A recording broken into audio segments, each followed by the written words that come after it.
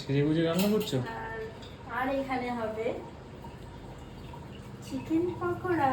তার জন্য চিকেনটাকে একটু বয়েলড করে মশলা দিয়ে আর তারপরে কর্নফ্লাওয়ার, বেসন, পেঁয়াজ দিয়ে ম্যারিনেট করা আছে।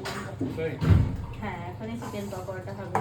এই যে এটা প্রেশারটা এখানে নামিয়ে এটা করবো, চালটা ড্রামে রাখবো। চালের ড্রামে হাঁড়িতে সবে জল গরম করছি, ওখানেই তো ভাতটা রান্না করবো, তো তার জন্য।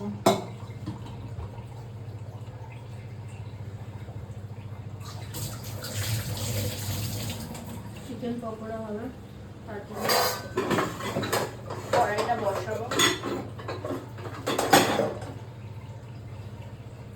কড়াইটা বসিয়ে তেলটা গরম করি, তারপরে চিকেন পকোড়া হবে।